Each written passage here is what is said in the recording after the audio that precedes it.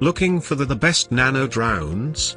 In this video we will look at some of the top 3 nano drones on the market. Before we get started with our video, we have included links in the description for each product mentioned, so make sure you check out, to see which is in your budget range. At number 3. Potensic Mini Drone. Pros.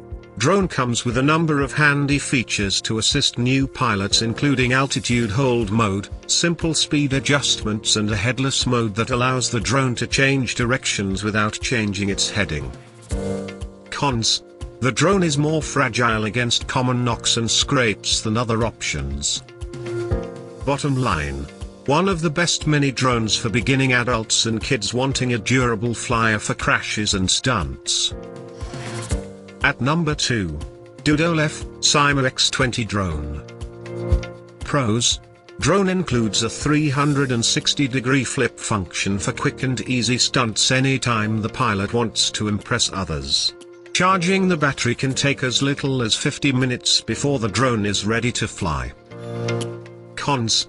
Flight time on a single charge only lasts for about 5 continuous minutes. Bottom line. The best budget nano drone that offers a good balance of affordability and advanced features. At number 1. CwJAlI Stone Predator Mini Drone. Pros.